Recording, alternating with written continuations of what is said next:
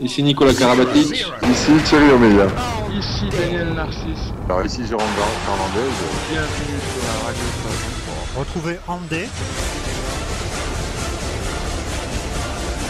animé par Ludovic Gavard. Et bonsoir à tous, vous êtes bien sur RTS et c'est le rendez-vous des amoureux du hand. 1h30 d'actualité, c'est Andé. Encore un excellent programme, ce soir on va parler de la Coupe de la Ligue avec 6 matchs au programme, on parlera également de la 4e journée du championnat et on s'intéressera à la semaine nîmoise. Yacine Idrissi, le portier de l'USAM, sera avec nous. Après l'actualité... bonsoir Yacine. Alors, après ça, on va parler de l'actualité nationale, place à l'actualité européenne, avec un tour d'horizon de la Liga en Espagne et de la Bundesliga, le tout présenté par notre Alsacien préféré, Sébastien Ripstein. Pour finir, on parlera de cette Pro D2 qui nous réserve également pas mal de surprises, c'est le rendez-vous de Sébastien Mangin. Et c'est toujours notre Dream Team au grand complet avec Stéphanie Fernandez. Bonsoir Stéphanie. Bonsoir à toutes, bonsoir à tous. Sébastien Ripstein également avec nous. Salut Seb. Salut tout le monde. Et Mickaël I. Bonsoir Mika. Ah, on a perdu Mika. On avait Mika. On avait Mika. Non, c'est bon, je suis là. Bonsoir à tous. Pardon. Le petit souci de micro.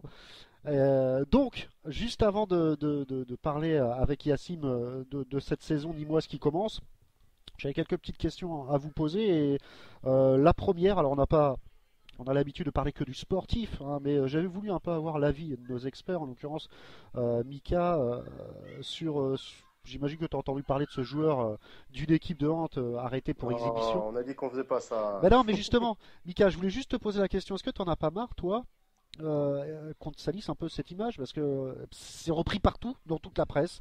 On parle, je prends un article, j'ai lu. Peut-être pas dans la presse handball, si.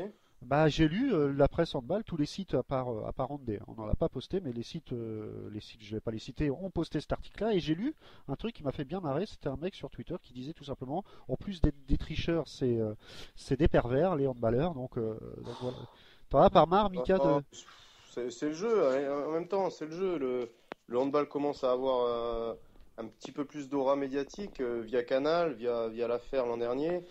Bon, il y a ce truc cette année. Bon, mais c'est encore une bêtise d'une individualité et qui plus est, on est au courant de rien, je pense, parce que Ouais, voilà. je pense qu'il y a des trucs qui ont fuité, mais on ne sait jamais quelle est la véracité de tel ou tel fait. Donc, on va pas commencer à épiloguer et à chercher un peu ce qui s'est passé, ce qui s'est passé.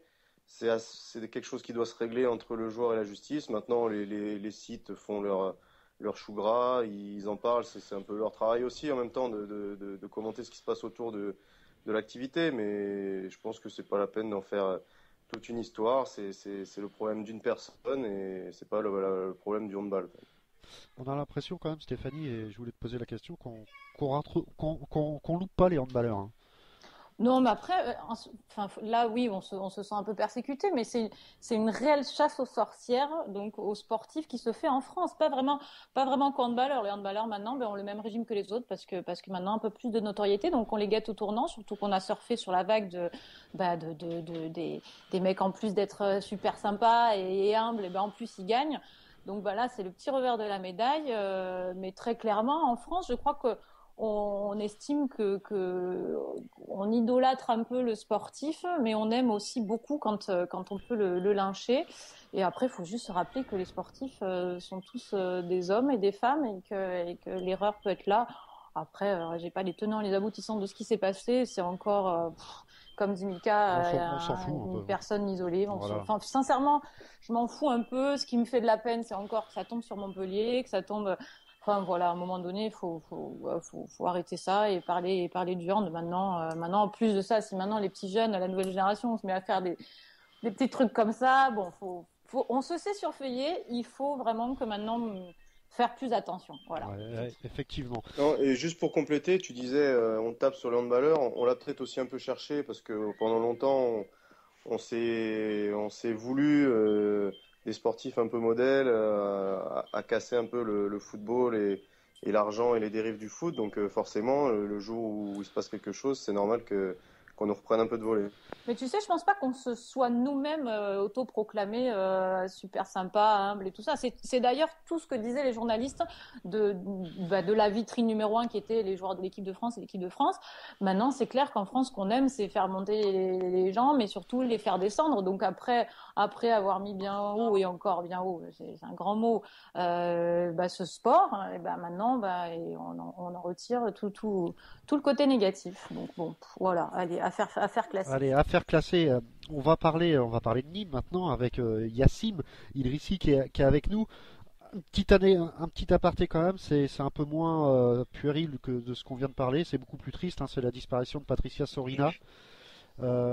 Déjà, Yacine, on prendra des nouvelles avec vous de Guillaume, qui est le fils de Patricia. Un petit mot, Stéphanie, comme sur cette disparition, c'était une grande dame du hand. Ah, c'était une grande dame du hand, c'était une personne vraiment charmante, passionnée. Vraiment, alors en plus, très présente forcément dans le handball féminin, mais je peux vous dire que même dans le masculin, c'était une grande supportrice de l'équipe de France et de la D1 en général. Et vraiment, elle va manquer beaucoup parce que des gens passionnés comme ça, qui comptent pas leurs heures et puis là, on parle vraiment d'une famille imprégnée handball. Donc, une triste nouvelle et surtout, mon courage en tout cas et mes affections les plus profondes à toute la famille, à Guillaume qui en plus, je crois quelques semaines avant venait d'être papa. Donc voilà, c'est toujours assez dur à gérer et voilà, beaucoup de peine pour la famille Sorina. J'imagine, Yacine, que ça a été difficile quand même ces quelques moments pour le club également. Ça a été très très dur, d'autant plus comme l'a dit Stéphanie, il y a eu la naissance une semaine avant, donc on était vraiment dans cette euphorie-là de la naissance. En plus, il n'y a que ça à Nîmes en ce moment. Et puis apprendre la semaine d'après que la disparition de Patricia, quoi. Enfin, c'est qu'on était tous très touchés, et Soso en l'occurrence, mais il n'a pas voulu décrocher non plus, et c'est pour ça qu'il s'est accroché pour jouer ce match contre Toulouse. Donc toutes nos condoléances à toute la famille Sorina. Et puis il l'a super bien joué en plus, on peut le préciser. Et en plus, c'est vrai, il avait les larmes. Il avait les larmes pendant tout le match, avant le match, après le match. Enfin, c'était vraiment très très difficile, mais je pense qu'il se faisait, il se faisait un point d'honneur à faire ce match pour sa mère. Alors, on va parler un peu de votre parcours. 2003-2008, vous avez joué à l'USAM avec notamment un certain Bruno Martini, rien de tel pour emmagasiner pas mal d'expérience. À peine. À peine. Un an, je crois, c'est ça? Oui, c'est ça. J'ai fait un an avec lui, mais il était déjà au club avant, donc j'ai pu le voir aux entraînements. Donc c'est ça qui m'a beaucoup apporté dans ma progression avec Lionel Bourget, qui était l'entraîneur des gardiens.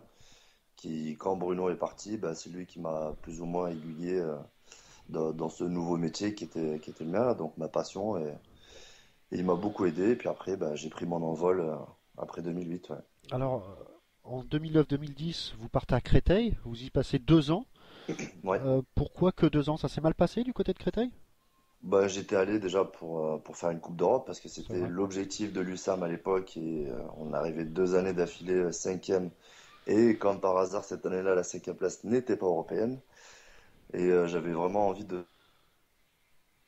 Coupe d'Europe, donc je suis parti donc à Créteil. Mais effectivement, la première année, ça s'est très bien passé. Dans la vie du club, ça se passait vraiment. Donc j'ai décidé de ne pas continuer jusqu'à la fin de mon contrat. Et de partir du côté de Saint-Cyr. Et là, d'aller du côté de Saint-Cyr Tours. Enfin, c'était une nouvelle expérience pour moi, donc d'aller dans un club qui venait de monter de D2 en D1. C'est vrai. À Nîmes avec vraiment cet aspect familial et je m'y suis vraiment bien senti de suite. Il n'y a pas eu de période d'intégration, ça s'est fait immédiatement. Quoi. Et pas de chance, le club pour des problèmes financiers fait faillite. Et voilà, j'entendais ça un peu à droite, à gauche de certains joueurs. Difficile à vivre parce que c'est une période où déjà financièrement parlant c'est très compliqué. Et puis se séparer de tous les coéquipiers, enfin c'était très très dur à vivre et il fallait contact. Et puis William Anotel voulait quitter le club de Nîmes, puis voilà, j'aime bien le sud, j'aime bien le soleil, donc je suis revenu à la maison. Alors avec Nîmes, vous connaissez quand même une descente en Pro D2, une seule saison, un titre de champion de France de Pro D2, vous revoilà parmi l'élite. Nîmes a réussi à conserver pratiquement l'ensemble de ses joueurs pour évoluer en Pro D2. Comment ça s'est passé? Vous êtes concertés tous les joueurs en disant on part pas, on remonte le club, ou c'est juste un Euh, quelque chose. Et justement, on s'est fait un point d'honneur à rouler, donc un bref passage en D2 qui a été très très long et très compliqué quand même à gérer. Alors justement, une des plus grandes différences entre la LNH et la Pro D2. Mais oui, c'est vrai que le rythme du match est un peu plus élevé qu'en Pro D2. En Pro D2, on pouvait se permettre d'avoir des temps faibles plus longs qui n'avaient pas plus de conséquences que ça. Et par contre, en D1, le temps faible se paye cash, quoi. Et donc la LNH, vous y revoilà, Yacine, avec notamment quelques nouveaux visages, des jeunes internationaux, et notamment Rémi Desmonnets. Alors comment ça se passe la concurrence? Ben, la concurrence, elle est tout à fait. Ah, Petit souci, je crois, avec Yacine. Ça a dû couper. Alors, on va essayer de le retrouver assez rapidement. Alors, hop, Yacine, est-ce que tu nous entends? Ah, bon, voilà, petit souci technique. On parlait des. Voilà, on a un petit souci. On va essayer de le retrouver. Voilà, peut-être qu'il est de nouveau avec nous. Ouais, Et- oui, oui, je suis là. Ça a Ah, coupé. ouais, bon, petit souci de connexion, hein. Pas de souci. Donc, on parlait de la De Rémi, concurrence. oui, donc que c'est un très bon gardien qui a beaucoup d'avenir, qui est très explosif, qui est à l'opposé de ce que je suis en fait, parce que moi je joue un peu plus sur le placement que lui, et lui il est plus sur l'explosivité que moi, donc c'est vrai qu'on a une complémentarité qui est très intéressante pour l'équipe, déjà d'une, et puis pour nous, on peut se donner beaucoup de conseils, et voilà, c'est un très bon recrutement pour l'équipe de Nîmes. Ouais. Et donc, la hiérarchie, elle est bien établie. Vous êtes le numéro un et il est le numéro 2, ou alors il y a beaucoup de rotation? Bah, au vu du match de mercredi et de dimanche, on peut dire qu'il n'y a pas vraiment de titulaire. C'est celui qui est en forme qui joue. Et puis, comme il nous l'a dit Jérôme, voilà, il n'hésitera pas à faire sortir le gardien s'il voit qu'il est pas dans le match, quoi. Alors, avant de parler de championnat, un petit mot justement sur cette Coupe de la Ligue face à Saint-Raphaël. J'imagine que c'était vraiment pas l'objectif numéro un du club. Le président nous a fixé un objectif d'être en quart de finale dans une des Ah, deux coupes. d'accord. Et c'est vrai que gagner à Saraf aurait été le plus rapide. Mais il faut savoir que Saraf reste Saraf et qu'ils sont très costauds. Cette année, ils ont bien recruté, ils sont vraiment en place. Je pense que c'est une équipe qui va vraiment monter en pression tout au long de la saison. Alors, le championnat, justement, après 4 journées, comment vous pouvez qualifier votre début de championnat? Bah, on s'est pris un petit coup derrière la tête en allant à Saint-Raph pour la première journée. C'est vrai. Puis on a vu que voilà, ça joue très vite. Pendant 40 minutes, on a été spectateur de Saint-Raph. Et puis les 20 dernières, ben, on s'est dit, ben, on n'a plus rien à perdre. Donc là, on a commencé à jouer notre jeu qui est le jeu rapide, les montées de balles, les engagements rapides et les contre-attaques. Et puis on est revenu, on a titillé Saint-Raph, puisque très fatigués. Ils avaient du mal à suivre le rythme, mais bon, avec l'expérience, ils ont su, sur un arrêt de Micha, voilà, sur des buts à la fin qui font que voilà, eux, ils ratent pas et nous, on rate. Ouais, ça s'est joué à peu de choses quand même le premier match. Après, celui de face à Cesson, ça a été un peu plus difficile. Nous, on a déjoué Complètement. complètement ce match. Cesson est arrivé avec beaucoup d'ambition et un projet de jeu bien en place. Ils ont mis en place leur projet de jeu et nous, on les a regardés. Et puis, un bon petit match à Tremblay, une victoire contre Toulouse. Donc, on a l'impression que Nîmes monte en puissance. Bah, effectivement, on s'est dit à Tremblay qu'il fallait qu'on se cherche un match référence et ça a été le cas donc à Tremblay. Et puis j'espère que grâce à ce match nul amené de Tremblay nous amènera très loin. Alors, revenons un peu sur le match de Toulouse. On va également demander l'avis à Stéphanie, forcément, sur la prestation des Toulousains. Alors, Stéphanie, c'est quoi? C'est Toulouse qui a déjoué ou Nîmes, sur ce match, a été supérieur? Non, en réalité, de ce qui en ressort du match, c'est que la première mi-temps est dominée par Toulouse. Et puis, force est de constater qu'en deuxième mi-temps, eh bien, il y a une entame très mauvaise parce que Nîmes reprend le jeu à son compte avec un très bon Guillaume et puis surtout Yacine qui décide de fermer les cages donc qui permet à Nîmes non seulement de repasser devant et de remporter ce match qui, au vu de l'ensemble, en tout cas la victoire était méritée pour Nîmes. Oui. Alors, et vous, comment vous l'avez vécu, Yacine, ce match-là? Un match important quand même? Oui, oui, très très Petit important. derby, quoi. Le président nous avait clairement dit qu'il fallait enchaîner quelque chose, donc Tremblay et Toulouse. La partie de la Coupe de la Ligue, enfin, pour nous, on était vraiment concentrés sur le match de Toulouse. Et oui, oui, il fallait qu'on fasse quelque chose contre Toulouse. C'est vrai que cette première mi-temps a été très compliquée. Toulouse, moi je pense vraiment qu'ils ont une bonne carte à jouer cette saison pour aller titiller le haut de tableau. Et voilà, nous on savait que chez nous, après le match qu'ils ont fait le jeudi à Nantes, il fallait qu'on fasse quelque chose. Alors, prochain match, c'est Dijon, justement. Un bon moyen aussi de continuer cette série. Tout à fait, sachant que Dijon vient de battre Mika C'est vrai. ce week-end. Mais voilà, ils ont l'air d'être très solides défensivement, parce qu'il y a eu 21-18. Voilà, à nous d'y aller avec nos armes et notre confiance du moment, et puis pourquoi pas aller gagner ce match là-bas. Alors, Yacine, vous avez 29 ans. Contractuellement, vous en êtes où avec Nîmes? Je suis en fin de contrat. Je suis Ah. en fin de contrat, je cherche comme tout joueur, j'attends les propositions du club, de d'autres clubs, enfin, je suis dans l'attente. Et votre objectif premier, c'est continuer avec Nîmes? Si c'est possible, bien sûr, oui. De toute façon, on est bien à Nîmes, hein, c'est pas Caroulia, dans le sud, on est bien. Après, les, euh, les choix sportifs d'un club, d'un entraîneur, et puis les envies d'un joueur sont différents. Donc, après, à voir comment ça se passe, les propositions que je peux avoir, ou peut-être que j'aurai pas de proposition, j'en sais rien du tout. Enfin, j'espère en avoir une de la part du club de Nîmes, et pour une bonne période de 3 ans, ça serait pas mal. Ça serait pas mal. Bah écoutez, vous allez nous tenir au courant de tout ça quand même. Oui, avec plaisir. Bah, de toute façon, dès que j'ai le contrat, je vous appelle. C'est noté, hein. Donc avant justement de vous laisser pour une petite interview décalée avec Stéphanie, hein, Oui. dernière question, parlez-nous un peu de cette équipe du Maroc. Est-ce que vous êtes toujours international? Comment ça se passe là-bas? Est-ce que l'équipe du Maroc a une bonne chance au niveau des compétitions africaines?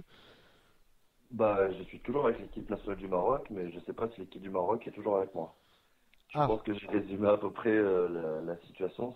aucune nouvelle. Voilà, c'est la Coupe d'Afrique se déroule et puis d'un coup, plus de nouvelles, plus de stages, alors que les joueurs qui sont eux au Maroc, apparemment se regroupent régulièrement. Mais nous qui sommes en France, on leur dit les périodes internationales qu'il y a. Mais voilà, personne. On nous dit que oui, oui, oui, vous avez raison, vous, il faut qu'on vous appelle pour le mois d'octobre, pour le mois d'avril, pour les vacances d'hiver, d'été. Je dis oui, mais faites-le alors. Et en fait, il y a rien qui se fait, et puis on nous appelle toujours au dernier moment Ouais, c'est un peu. pour bricoler une équipe à la dernière minute et partir à la guerre comme on peut, quoi. Ouais, c'est un peu. Il manque d'organisation totale. C'est bien dommage. Ah oui, oui. D'autant plus qu'on avait un très bon sélectionneur, Philippe Carrara, C'est vrai. qui lui, c'est que mois de salaire, qui n'a pas eu ce qu'il voulait, mais bon, il aurait, je pense, au-delà de l'argent, il aurait aimé plus d'honnêteté de la part des membres de la fédération vis-à-vis de sa situation et non pas de le laisser comme ça, quoi. Eh ben écoutez, on espère que ça va s'arranger également Oh là, c'est Mika qui vient d'arriver, je crois. Ah.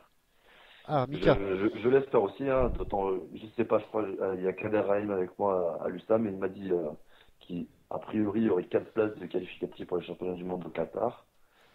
Et qui dit 4 places, il dit qu'il faut se battre pour un quart de finale, quoi. Eh ouais. Donc, il y a des choses à jouer et je sais pas s'ils sont conscients de tout ça.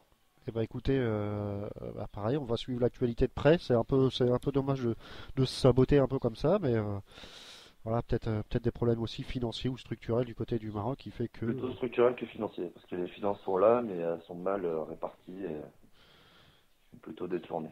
Eh ben, écoutez, allez, on va passer maintenant. Mais c'est comme ça. On va passer maintenant à l'interview décalée et bah, comme à chaque invité du lundi, je vous souhaite bonne chance, Yacine. Eh ben, merci beaucoup et puis au plaisir. Allez, Stéphanie. Bon, alors à moi de jouer, enfin plutôt à toi Yacine. En tout cas, merci d'avoir accepté de répondre. Et surtout à cette interview qui permettra de mieux te connaître à nous et aux auditeurs et aux auditrices. Alors, c'est parti. Bon, on va y aller doucement. Ton surnom? Yas. Yas. Alors, si tu devais jouer un autre poste que gardien, lequel serait-il? La dernière fois, j'ai voulu jouer, je me suis fait une entorse acromioclaviculaire. Ah d'accord, oui. Bon. Ouais. Et tu voulais jouer quel poste? Moi, je me verrais bien ailier, quoi. Ailier.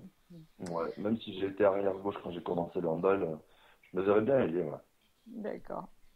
Un jour sans handball, tu l'occupes comment? Ah, bah, très heureux d'avoir eu un petit garçon au mois de juin, et du coup, mes journées sont très, très chargées. Donc, amener la petite à l'école pour 8h30, m'occuper de mon fils, d'être avec ma femme, un petit peu de film, bon, voilà, quoi, un truc classique comme presque tous les handballeurs, quoi. Ouais, félicitations en tout cas. Effectivement, je comprends mieux que Merci. donc tu disais qu'il y avait beaucoup de naissances à Nîmes. Oui, oui, oui, c'est ça.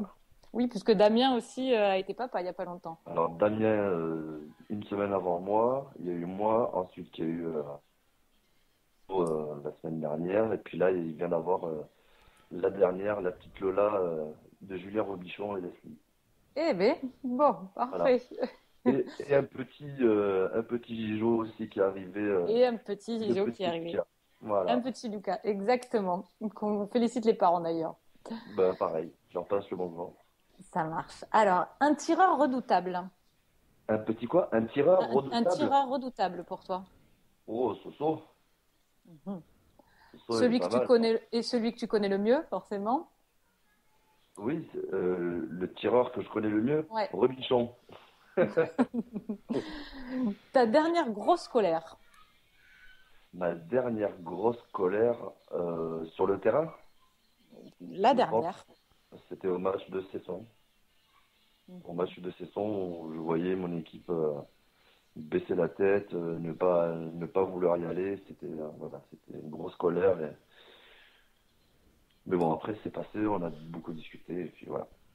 Dans la vie, ça t'arrive souvent? La colère? Oui. Non. Non. C'est pas mon tempérament, plutôt tranquille. On me dit quelque chose, oui, d'accord. Vraiment pas Pas ça. embêtant. Mhm. Tu peux refaire le monde. Que changes-tu en premier? Ouais, ce serait un peu con de le dire, bah, la faim et la misère. Mhm. Mais je sais pas, Ouais. que chacun arrête de se prendre la tête et de vivre au mieux sa vie. Mhm.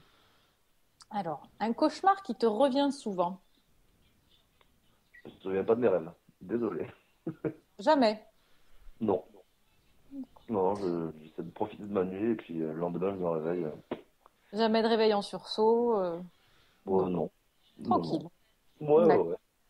Alors, je posais la question à Cyril Dumoulin, mais toi, tu vas me dire ce que tu en penses. Au niveau de la tenue des gardiens, c'est plutôt pas mal ou c'est surtout pratique? La tenue des gardiens, comment moi je la préfère?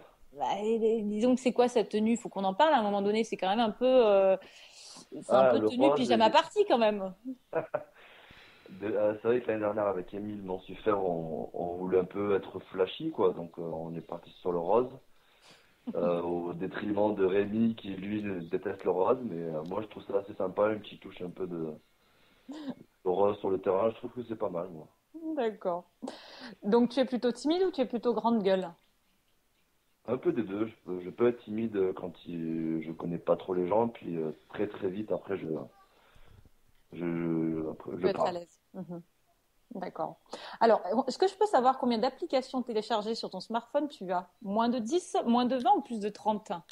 Moins de 20, Moins de 20. dont les trois quarts, Ça arrive souvent. voilà. Ton plus grand souvenir en balistique? Euh, avec la sélection régionale. D'accord. C'est les finalités sur Paris, j'ai joué à Bercy. Je suis rentré pieds nus parce que je voulais pas abîmer le sol. Ah, génial. J'ai embrassé le sol, j'ai embrassé la cage. Juste après l'équipe de France, elle jouait avec Charson. Enfin, pour moi, c'était vraiment le top. Et en plus, gagner cette finale, voilà, je pense que c'est mon plus beau souvenir Mm. en balistique. Ouais, je te crois. Ta situation la plus embarrassante comme gardien? Oh, bah, prendre un ridicule Chabala, quoi. Je pense que c'est la situation la plus. Après, comme me dit Bruno Martini, ça reste un but, hein, c'est pas un. Oui, Ça reste oui. un but, quoi. À l'arrivée, c'est ça, oui. Est-ce que tu as ton plat préféré? Un plat préféré, un blanquette Mhm. de veau. Et si c'est toi qui cuisines? Non. Non? Et, je pourrais, mais c'est plus une question de flemme que. D'accord, mais tu pourrais. Alors, J'en pour toi, connais un, l'âge... par contre, dans l'équipe qui cuisine très bien. Irfan Kovac, lui, c'est un cuistot. Ah, d'accord. Et il cuisine un peu pour l'équipe? Ouais, surtout pour moi. Il a Bien. vraiment la petite et du coup, il nous cuisine des bons petits trucs. Ouais. Ah, bon. Alors, l'âge de maturité d'un gardien de hand? Tout le monde dit à peu près entre 30 et 33 ans, on atteint vraiment la main. Mais après, je pense on peut acquérir vite assez d'expérience, comme on peut le voir avec Vincent Gérard, qui a su très très vite s'imposer, quoi. Enfin, mais c'est vrai que pour les gardiens en général, c'est ouais, bah, aux alentours de la trentaine. Ouais. Bon, mais toi, ça tombe bien, tu fêteras tes 30 ans dans 3 mois. Donc, du coup, c'était mieux à 20 ou vivement les 30? Chaque époque a son lot de surprises et de gaieté. Donc 20 ans c'était bien, la fougue, l'inconnu c'était quelque chose à vivre. 30 ans, l'expérience, on Sera sait où on met les pieds, voilà, c'est autre chose. des étapes, t'as raison. Mm. Alors, attention, quelles sont les qualités les plus difficiles à stopper pour un gardien que possède un tireur? La qualité la plus compliquée pour toi? Pour un tireur, Ouais. c'est des tirs à travers et de pouvoir distiller dans les quatre coins de la cage, quoi. Je sais que il y a Olsen, le demi-centre de Serrat, qui a l'air d'être pas mal dans ce domaine. Et je pense lui va s'affirmer comme l'un des meilleurs joueurs du championnat, je pense. D'accord. Et les qualités premières que doit posséder un gardien? La lecture du bras. Je pense que c'est ce qui permet à tout gardien de faire beaucoup d'arrêts, quoi. Notamment Yann Gentil, qui en ce moment est pas mal et qui est en pleine bourre, il a une très très bonne lecture de bras, quoi. D'accord. Alors, mon avant-dernière question. Tu serais un super-héros. Lequel serais-tu et pourquoi? À ton avis, Green Lantern, hein, vu comment on y est en ce moment avec lui, ça va. Non, blague à part, si j'étais un super-héros, Ouais. Captain America. Pourquoi? Je pense que c'est un super-héros et c'est l'un des plus sombres.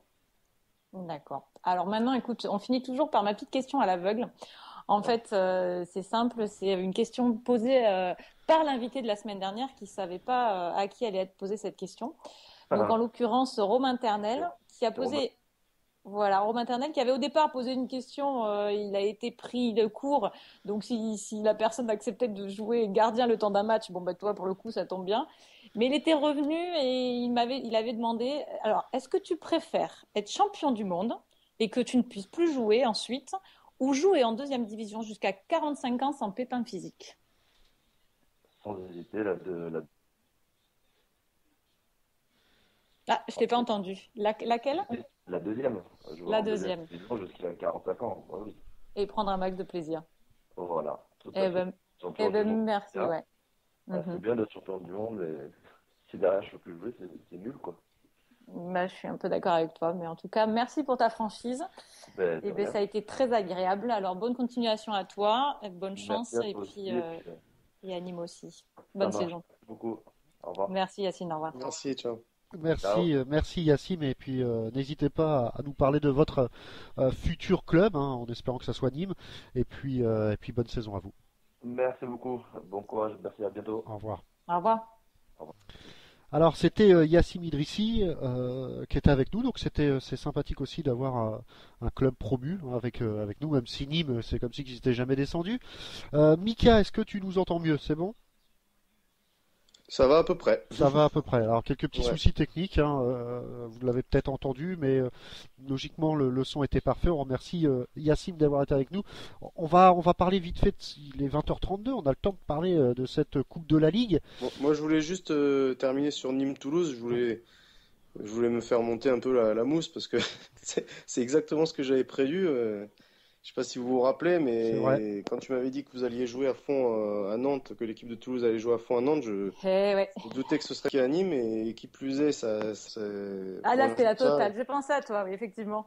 quand j'ai vu ça, j'étais de plus en plus serein quant à mon pronostic du week-end, quoi. Et surtout que tu nous avais, on y reviendra, Mika, mais tu nous avais dit aussi que Dijon, ça sentait le match piège, et que lors d'une interview que j'ai vue, tu as dit Dijon serait peut-être l'équipe surprise.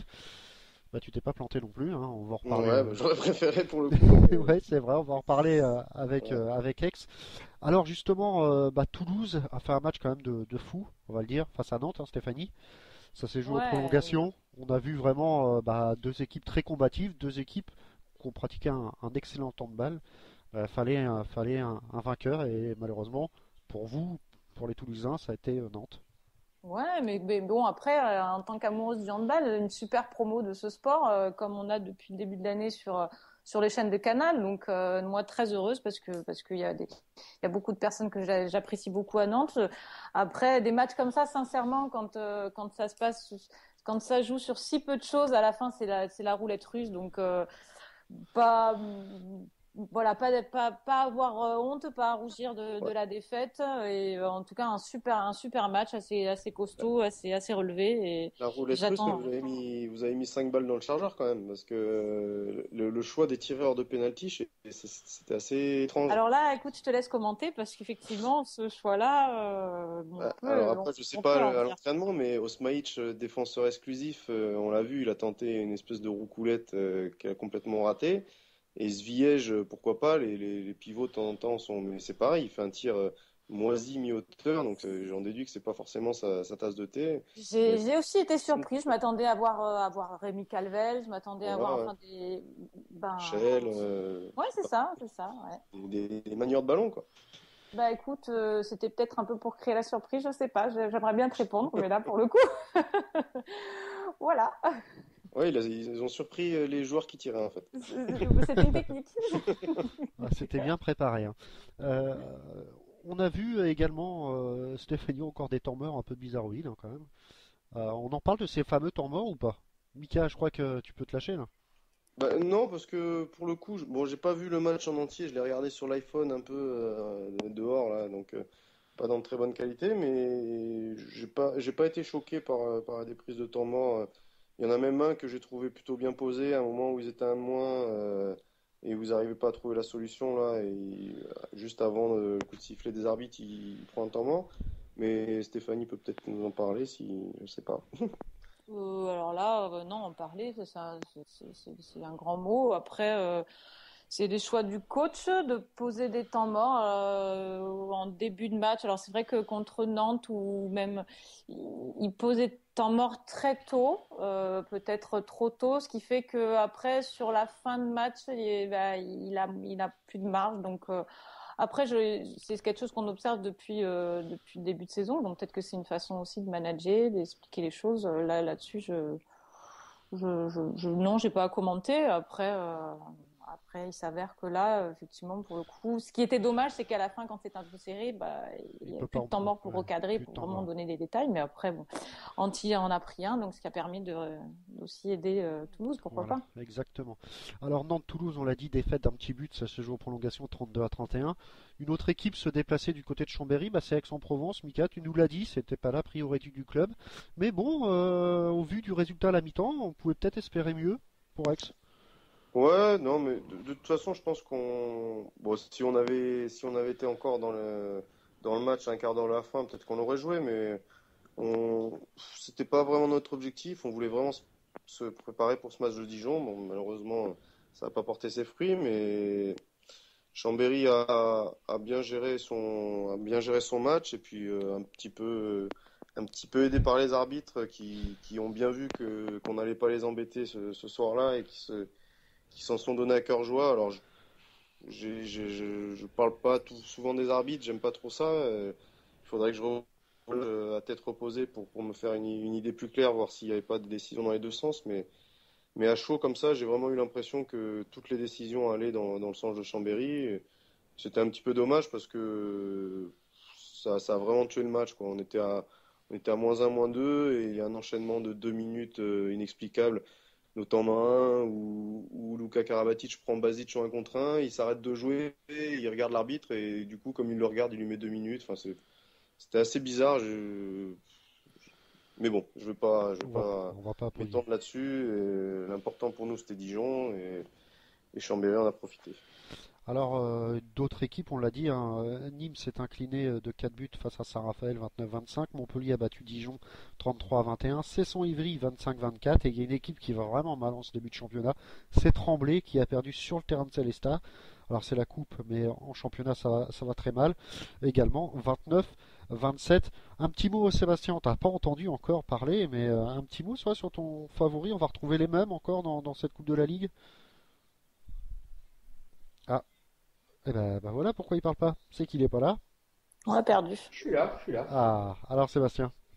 Tu peux juste répéter la question, s'il te plaît? Ouais, je te disais, est-ce qu'on voit une petite surprise dans cette Coupe de la Ligue? Est-ce qu'on va retrouver encore les mêmes équipes, Chambéry, Montpellier, Paris forcément? Alors, tu parles de surprise, oui. Bon, il y a la surprise tout de Célestat, qui est quand même actuellement la bête noire de Tremblay, puisqu'ils les battent en coupe, ils les battent en championnat. C'est vrai. En plus, ils ont gagné à Tremblay. Après, possible qu'il y ait des surprises, mais pour l'instant, je pense que Chambéry, Paris, bien sûr, et Montpellier sont les mieux armés pour aller au bout. Eh ben, on verra ça, on verra le tirage au sort qui va avoir lieu dans pas longtemps. Passons à son championnat. On en parlait tout à l'heure. T'en parlais, Sébastien. Tremblay a encore chuté. Décidément, les saisons se suivent et se ressemblent pour Tremblay, malgré le recrutement quand même qui a été plutôt pas mal. À Tremblay n'y arrive pas, Mika, et ça devient inquiétant quand même, hein, parce que perdre contre Célestat à la maison. Ouais, bah écoute, Célestat, faut pas non plus exagérer. Célestat a fait ses preuves dans le championnat C'est vrai. depuis quelques années, là. Ils ont montré qu'ils étaient vraiment une équipe solide et que le maintien, c'était pas pour eux. Malheureusement, ils jouent pas encore les places européennes, mais ils sont vraiment entre ces deux, là. C'est régulièrement qui battent les équipes de bas de tableau et qui perdent contre les équipes qui sont dans le top 5. Donc, c'est assez logique. Et Tremblay qui n'y arrive pas. Je pense il y a un malaise entre certains joueurs et l'entraîneur. Je sais que l'an dernier, ça avait pété pas mal. Là, il y a eu quelques rotations, mais il reste quand même le noyau dur de l'équipe. Donc, quand il y a quand il y a un problème avec l'entraîneur, c'est sûr que derrière, c'est difficile d'assurer sur le terrain. On se bat pour l'équipe, mais on se bat aussi pour le type qui nous manage. Donc, quand ça va mal, tout va mal. Et après, c'est peut-être aussi, il y a deux poids, deux mesures. C'est peut-être Tremblay qui va mal. C'est peut-être aussi un début de saison un peu difficile avec des nouveaux joueurs qui prennent un peu plus de temps à s'intégrer à l'équipe. Donc, il leur reste encore beaucoup de matchs pour prouver qu'ils ont d'autres ambitions. Et justement, pour cette équipe de Tremblay, Stéphanie, l'année dernière, on se cachait peut-être devant les performances de Mathieu Drouin qui marquait 10 buts et qui a pratiquement sauvé Tremblay de la relégation. Là, il est peut-être un peu moins bien avec 3 sur 6 là, face à Célestat. Et le fait comme ça qu'il n'y a pas un joueur qui excelle, Tremblay a encore plus de mal, quoi. Ouais, il se cherche et c'est compliqué. Je pense que ouais, il cherche un joueur qui puisse apporter plus de buts, plus de points en tout cas. Et a priori, pour l'instant, à Tremblay, personne ne sort plus du lot que ça. Donc c'est peut-être ce qui leur manque en ce moment. Ouais, donc attention à Tremblay qui démarre mal et on espère que cette équipe va pouvoir réagir. Donc belle perf de Célestat quand même qui gagne à Paris. Hein. Ils ont surtout perdu Rémi Salou.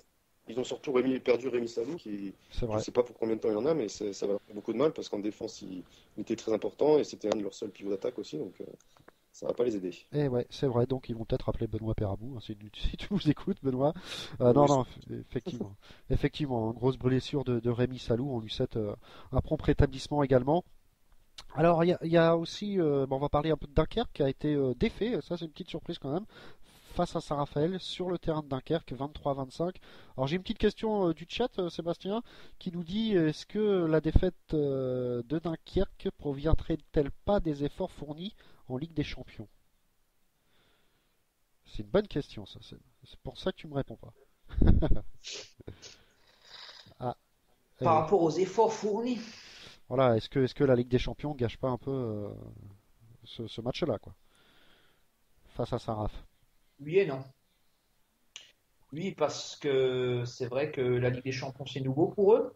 Après, les efforts et une nouvelle expérience n'est jamais évident au niveau des organismes à gérer. On part un peu dans l'inconnu. Non, parce que c'est quand même, on va dire, leur métier. Avoir les matchs à répétition, etc. C'est vrai que c'est usant pour les organismes. À partir, ce sont des professionnels. Donc après, pas forcément. Donc, du coup, bah, Dunkerque, qui pouvait être seul en tête avec Paris, dégringole un peu au classement et Saint-Raphaël fait un bond et revient à égalité de points avec quatre équipes qui se tiennent en 6 points. Nîmes-Toulouse, on en a parlé, hein, victoire nîmoise 29-25. Chambéry-Ivry, pas de surprise, Chambéry 32-24. Mika, Chambéry qui continue, mine de rien, à grappiller quelques places au classement. Ouais, Chambéry toujours bien, et puis surtout Ivry qui risque d'avoir un peu de mal cette C'est vrai. saison. L'an dernier, ils avaient été faire match nul, je crois, à Chambéry. Cette année, c'est pas le cas. J'ai peur pour eux que ce soit une saison assez difficile. Chambéry que tu reçois le 11, me semble-t-il. Ce week-end, c'est Ce ça. week-end, c'est un match qu'on s'attend compliqué. Est-ce que tu seras rétabli, Mika? Pour l'instant, il y a peu de chance. Après, les avis divergent, donc j'attends de faire une écho, voir ce qu'il en est exactement. Je pense plutôt revenir la semaine prochaine, mais si je peux jouer ce week-end, je m'en priverai pas. D'autant que c'est un match, même si on part largement pas favori, c'est un match qu'on va jouer à fond. On n'a pas perdu à Aix depuis très longtemps et on n'a pas envie de Invaincu. perdre. Et surtout, on a perdu ce match à Dijon ce week-end. Ça faisait vraiment partie des matchs qu'on avait envie de gagner et pour jouer un peu autre chose que, pas autre chose que le maintien, mais pour pouvoir être sauvé peut-être un peu plus vite dans l'année. On a raté l'occasion de mettre pas mal de concurrents directs à 4 ou 6 points, donc c'est vraiment très dommage et on a envie de récupérer ces points assez rapidement. Et Parce qu'après on va à Paris et ce sera peut-être plus difficile. c'est vrai que si Aix aurait eu la bonne idée de prendre les 2 points là, bah, vous auriez été second avec Montpellier, Saint-Raph, Dunkerque, Nantes. Donc effectivement, Voilà.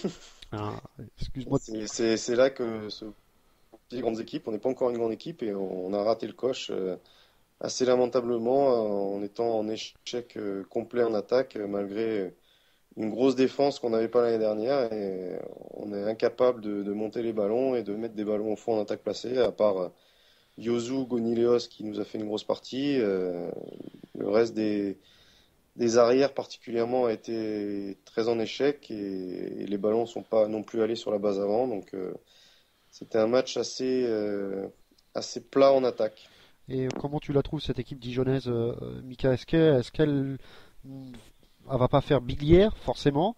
Mais Elle va- malheureusement, enfin, c'est un peu moche ce que je dis parce qu'on vient d'aller perdre là-bas, mais je les trouve pas extraordinaires. Alors, bon, il y a Redey, cet arrière droit qui met beaucoup de buts habituellement, qui contre nous n'en a pas mis.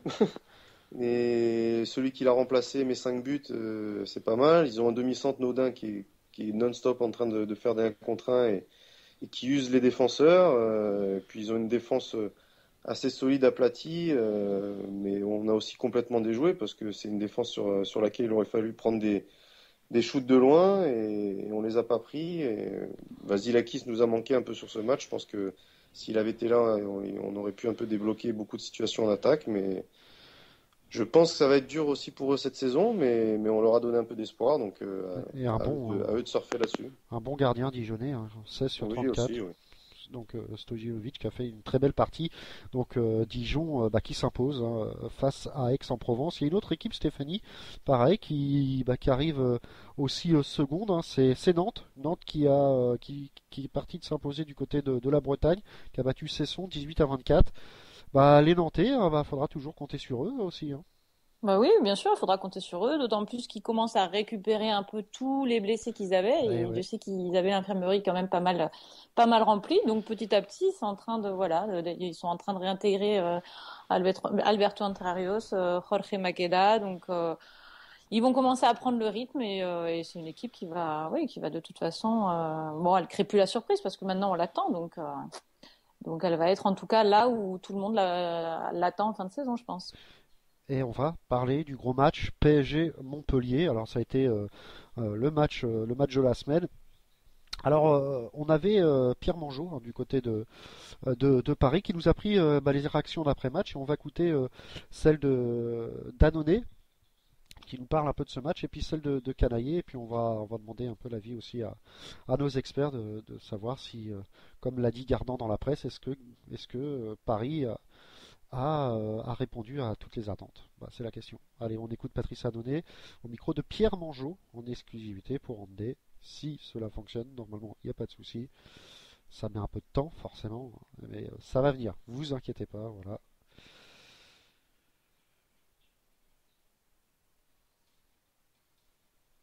Normalement, c'est parti. Depuis le début de la saison, tous les médias et tous les gens qu'on le regarde sous l'équipe disent qu'on n'est pas à notre niveau. Effectivement, nous on le savait aussi à l'intérieur de l'équipe et c'était justement ce genre de match où il ne fallait pas rater, qui plus est contre le concurrent direct puisque au Capital Point ils étaient devant nous. Nous on a un titre à défendre et on est super content d'avoir pris les points de la victoire sur ce match. En plus, je pense qu'en première mi-temps, on a été beaucoup plus solide, mobile et avec plus de maîtrise dans notre jeu. Pour la deuxième mi-temps, je suis un peu déçu quand même, mais bon, on va retravailler ça. Ça manque un petit peu de concentration et un petit peu de relâchement, je trouve, en deuxième mi-temps. Mais bon, on a quand même su tenir le score avec pas mal de 2 minutes pour nous souvent. Et franchement, je suis super heureux d'avoir gagné ce soir contre Montpellier. Alors voilà, Patrice Annonay hein, qui répondait au micro de Pierre Manjot. Alors Sébastien, est-ce que Paris a reconquis un peu les sceptiques? Bah déjà, il faut savoir que c'était quand même, comme dit Patrice, une prestation en deux actes, avec une première mi-temps où la domination parisienne était évidente, avec 8-3, ensuite 17-10, etc. Deuxième mi-temps, Paris a fait quelques erreurs et Montpellier a quand même montré un beau visage. Ils se sont enfoncés, comme on dit, dans la brèche. Ils sont revenus au score. Après, ça s'est joué à quelques détails, surtout en fin de match où Hansen a été déterminant. Après, c'est vrai que Paris a tout de même confirmé que cette saison, ils sont capables d'élever leur niveau de jeu. Après, est-ce que ça va être quelque chose qui va se confirmer sur toute la saison? À voir. Alors Stéphanie, il me semble que tu es peut-être un peu sceptique encore sur Paris. Alors non, pas sceptique parce qu'en même temps, c'était le gros match, c'était vraiment eux qui avaient la pression, ils sont chez eux. Donc là-dessus, ils ont vraiment répondu présent parce qu'ils repartent avec les 2 points. Après, moi, ce qui m'a plu et ce que j'en tire comme conclusion, c'est qu'effectivement, finalement, Paris, qu'on annonce super méga champion toute catégorie, finalement, ne gagne que d'un but à la maison, qui plus est a déjà perdu 1 point. Donc en fait, moi, je me régale parce que je me dis que finalement, le champion n'est pas si clair que ça, que Montpellier a un coup à jouer, et puis ça relance tout quoi. Donc ouais, moi je suis plutôt contente en tout cas que ça se passe comme ça. Après Paris quand ils arriveront à trouver un rythme, et encore une fois s'ils le trouvent, ils ont quand même c'est sûr une très belle équipe, mais c'est toujours la même problématique, Ligue des Champions. Et donc à voir. Ce qui m'a surprise surtout, par contre, c'était une interview que j'ai vue dans l'équipe de Philippe Gardan qui disait voilà, on a envoyé un message en l'occurrence fort, gagner d'un but à la maison, bah c'est pas si fort que ça. En tout cas, moi, ça laisse de belles perspectives pour la LNH cette année. Alors Mika, est-ce que tu as reçu le message de Philippe Gardan? Ah, allô Mika? Ah, pardon. Oui, malheureusement, on a reçu le message, ouais, surtout qu'on y va dans 2 semaines et devant les caméras de Canal, donc je pense que ça va être très difficile pour nous et je suis pas tout à fait d'accord avec Stéphanie dans le sens où oui, plus un à la fin du match, ouais, mais de Paris a largement dominé, ils se sont fait un peu remonter, je pense péché d'orgueil, ils se sont vus un peu trop beaux trop vite, mais quand la machine était en marche, je trouve que Montpellier a eu beaucoup de mal à exister.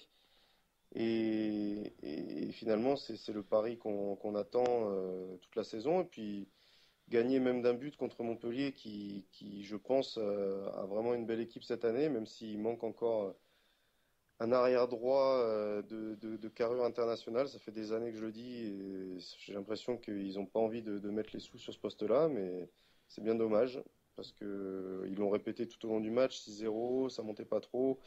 Bah, Il aurait fallu du shoot. juste avant de parler de cette équipe montpelliéraine, on va écouter Patrice Canaillé qui a répondu aux questions de Pierre Mangeot également pour Andé. En espérant que ça fonctionne un peu plus rapidement. Bon, voilà, vous avez compris un petit peu de soucis techniques ce soir, mais normalement ça devrait fonctionner. On a aussi Lucas Ballot et William Acambray, et vous allez pouvoir les réécouter après l'émission, hein, si les réactions après match à chaud comme ça. Donc c'est exclu pour Andé. Voilà, il n'y avait rien qui marchait. J'ai été vraiment déçu de la première mi-temps, aussi bien au niveau balistique, mais surtout dans l'aspect mental, où je trouvais qu'on a baissé un peu la tête un peu vite. Puis en deuxième mi-temps, c'était autre chose. On a retrouvé une équipe cohérente, avec une défense bien en place, avec surtout le sens du collectif, c'est-à-dire que pour piéger une équipe comme Paris, il faut jouer ensemble. On peut faire quelques coups, mais à un moment donné, il faut rester sur des bases collectives. Ce qu'on a bien fait en deuxième mi-temps, à part sur le dernier but, malheureusement. Et puis après, une équipe qui avait plus d'engagement, des arrières beaucoup plus performants, beaucoup plus tranchants. Ce qui est difficile, ce qui est clair, c'est qu'on n'a pas encore trouvé, nous, les bons réglages sur l'approche de certains matchs. Voilà, donc il y a un travail à mener par rapport à ça avec les joueurs. Ce qui est toujours frustrant, c'est que je sais que les joueurs avaient envie de faire un super match parce que c'est super bien entraîné. La semaine a été très très bonne à l'entraînement. Les joueurs étaient complètement dedans. Et quand tu arrives là et que tu n'y arrives plus et que tu vois, voilà, c'est frustrant pour eux, pour moi, pour tout le monde. Voilà, donc, mais bon, ça, il n'y a pas. Je connais pas. Donc voilà, c'était Patrice Canaillé, effectivement, Mika, toujours peut-être un peu en réglage, et s'il venait à faire une excellente première mi-temps, ça aurait peut-être pu changer la physionomie du match. Ouais, sans doute, mais c'est toujours pareil. Le fait est qu'ils ne l'ont pas fait. Et plus que Montpellier qui a déjoué, j'ai vraiment trouvé que c'était Paris qui en défense avait resserré les rangs. Et vraiment, il manquait cette puissance de feu. Là, William Acambray a mis du temps à rentrer dans la partie. Et Diego Simone, c'est pas vraiment un gros shooter. Et à droite, Vitko était un peu en difficulté. Et Dolenech refuse de prendre des tirs de loin. Donc, sur une grosse 6-0 qui reste aplatie comme ça, il n'y a pas beaucoup de solutions quand on n'a pas envie de tirer de loin. Alors, une petite réaction sur le chat, hein, je cite: si Montpellier n'est pas à -7 en première mi-temps, ils peuvent gagner le match. Arrêtons de mettre sur un piédestal cette équipe parisienne qui est loin d'être imbattable.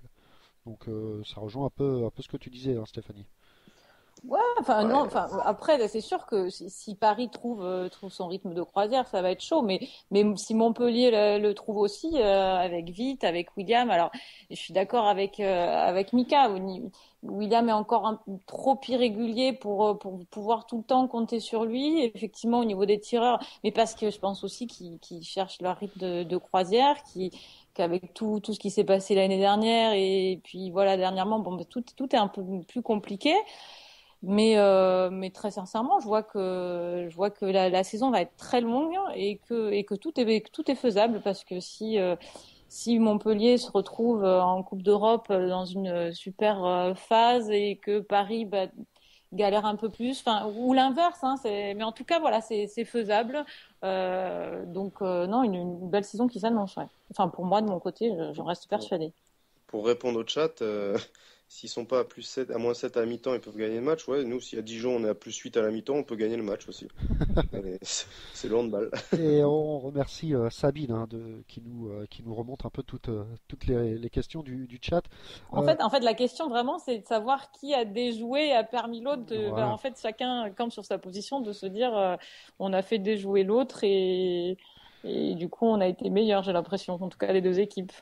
Donc le match retour va être très intéressant. Voilà, donc vous pouvez écouter Abalo et William Acambray juste après l'émission en D, et vous retrouverez ça dans le podcast. Sébastien, un mot sur la deuxième mi-temps de Michael Hansen? Michael Hansen, moi je trouve surtout qu'il a été déterminant dans la fin de match, quand Montpellier a commencé quand même à retrouver une certaine combativité et des solutions en attaque. C'est vraiment lui, à un moment, qui a débloqué cette situation. Pour moi, on parle beaucoup du match que Samu Roubi a fait, qui était bon, mais c'est surtout Michael Hansen qui, à un moment, a pris des choses en main. C'est surtout son shoot qui, pour moi, est vraiment impressionnant, qui a fait la différence. Effectivement, un bon Michael Hansen qui a permis à Paris de garder ce petit but. Et puis Copiard n'a pas encore retrouvé son niveau, et quand ils vont avoir en plus un arrière droit compétent, j'arrive pas à trouver le mot, mais efficace. Ça va être d'autant plus dur de les battre. Alors, on a fait le tour un peu de la 4e journée. La 5e journée, il y a quand même un petit choc. Nantes-Dunkerque, ça va être un excellent match. Aix-en-Provence-Chambéry, on l'a dit. Dijon-Nîmes, donc voilà, une petite affiche de Pro D2 de l'année dernière. Ivry-Paris, Montpellier-Cesson, Saint-Raphaël-Célestat, 2 équipes en forme. Et Stéphanie, Toulouse-Tremblay. Alors attention à la réaction de Tremblay, on sait que c'est l'équipe qui est capable de battre tout le monde. Ouais, c'est un peu la même configuration que la semaine dernière quand Toulouse reçoit Ivry. Pas le droit de perdre pour Toulouse à la maison parce que ils annoncent de belles ambitions. Et en même temps, attention Tremblay, parce qu'il y a bien un moment donné, il va y avoir ce sursaut d'orgueil et faudrait pas que ça tombe ici. Donc à surveiller. Donc un match qu'on va suivre de près. Donc au classement, on l'a dit, Paris seul en tête avec un tout petit point d'avance sur 4 équipes, Montpellier, Saint-Raphaël, Dunkerque et Nantes. Chambéry suit derrière à un petit point, et puis en bas du classement, on retrouve Ivry, toujours avec aucun point, 4 matchs, 4 défaites. Tremblay, un tout petit nul arraché face à Nîmes, et Dijon qui a gagné son premier match malheureusement pour Mika, c'était face à Aix. Donc voilà, excellente 5e journée qui se prépare. On va faire le tour du championnat français, faisons un peu un tour d'Europe avec Sébastien Rimchan qui va nous parler. On va commencer par la Liga, Sébastien. Déjà, la Liga, il y a eu 2 journées depuis la dernière fois, la 4e et la 5e. Et aux surprises, qui en tête? Toujours Barcelone. Voilà, avec qui sont invaincus, 5 victoires, 5 en 5 matchs. Il y a juste Granollers qui, pour l'instant, compte le même bilan comptable avec le même nombre de points, mais une différence de but inférieure à celle de Barcelone. C'est donc Barcelone et Nikola Karabatic, qui actuellement tourne quand même à 7 buts en moyenne par match. Sur les 2 dernières sorties, il est à 7 buts par match. Torrendo, fidèle à lui-même, aussi toujours très important dans le dispositif des Catalans. Et l'affiche Granollers-Barcelone, c'est quand? C'est une bonne question. Je n'ai pas encore regardé le calendrier complet de la Liga, donc je te le dirai ultérieurement, mais pour l'instant, je ne l'ai pas encore regardé. Donc ça serait la seule équipe capable de toucher, entre guillemets, Barcelone. Sinon, aucun suspense a priori, mais bon, personnellement, moi qui ai déjà vu Granollers jouer cette saison, je n'y crois pas trop. Alors les autres résultats, alors Karabatic a 7 buts, c'est pas mal? 7 buts sur les 2 derniers matchs de Barcelone, ils ont battu Guadalajara là-bas, 35-28, avec 7 buts de Nico, et rebelote contre le promu Puente Genil avec un 39-23 au final, avec les nouveaux 7 buts pour Nico. Voilà, vite fait, bien fait, comme on dit pour les Barcelonais. Et puis Granollers, comme je te l'ai dit, maintient le rythme croisière, une petite victoire à ESK 25-24 pour la 5e journée. Et Léon, je tiens à dire aussi que Léon se reprend puisqu'ils avaient été accrochés par Cuenca à domicile 25-25 et là ils ont fait une belle victoire à Villa de Aranda 30-28, sachant qu'ils ont quand même perdu pas mal de joueurs. Et sinon pour le reste, Barcelone devant avec Granollers, Logroño, Cangas et Léon se maintiennent. Et en queue de peloton, on retrouve Puerto Segundo, Guadalajara et Aragon. Aragon qui est quand même la petite déception puisqu'on les a vus au dernier Euro tournoi et l'équipe d'Ortega, pour moi, avait l'air armé pour faire quelque chose, et là pour l'instant, le championnat est encore long, mais pour l'instant assez décevant, je dirais. Assez décevant pour cette équipe, donc Barcelone toujours est seul en tête de la Liga. Du côté de l'Allemagne, est-ce qu'on file aussi vers un titre promis pour Kiel, ou il y a peut-être des équipes qui peuvent jouer les troubles fêtes? Pour moi, il y a des équipes qui peuvent jouer les troubles fêtes. Bon, c'est vrai que comptablement parlant, comme on peut le dire, Kiel est devant, 8 matchs, 8 victoires. Mais derrière, Rhein-Neckar n'est pas loin, Berlin non plus, Flensburg non plus. Ça se tient en peu de choses. Hambourg reste aussi bien accroché avec un match en moins. Donc tout peut se jouer En plus, on sait que la Bundesliga, ça se joue beaucoup sur la durée. Donc après, tout peut aller très très vite. Et surtout que la plupart de ces équipes ne se sont pas encore rencontrées. À part un dernier Berlin-Leuven qui a donné un match nul. Mais sinon, à part Hambourg qui n'a pas encore joué les autres grosses écuries, comme on dit. Donc là, ce sera vraiment le beau test pour savoir si les Zebras sont encore favoris pour le titre ou si on va voir une hiérarchie bousculée. Alors du côté de nos Français d'outre-Rhin, les Quentin Mahé, qu'est-ce que ça donne? Est-ce que c'est un joueur qui compte dans l'effectif d'Hambourg? Oui, tout à fait. Hein. Quentin a toujours sa place. Même si c'est vrai qu'actuellement, il n'est pas aussi prolifique au niveau des buts que certains autres de ses équipiers. Mais bon, ce n'est pas forcément ce qu'on lui demande non plus. Après, actuellement, avec Hambourg, ils tiennent bien le rythme puisqu'ils ont enchaîné une 5e victoire d'affilée. Donc Hambourg et Quentin Mahé sont actuellement sur la bonne pente. Je crois d'ailleurs avec un 11 buts d'un certain Joan Canellas. Oui, tout à fait, oui, Johan, qui actuellement a 2 matchs référence avec une fois 7 buts et notamment 11 buts sur ce dernier match, tout à fait, Ouais, Steph. qui s'intègre très bien. Voilà. Et en puissance, c'est comme 2-3 autres joueurs dans cette équipe. Mhm. Alors Seb, est-ce que notre deuxième Français a un peu de temps de jeu? Max-Henri Hermann, pardon. Max-Henri, non. Pas du tout. Désolé. Mais non, pour l'instant, non, pour l'instant, Cleverly et Bitter tiennent la baraque, comme on dit. Donc voilà, il prend son mal en patience. Et de toute façon, on connaît les valeurs de ce garçon. Et si Martin Schwalb fera appel à lui, on sait qu'il répondra présent. Mais pour l'instant, non, non.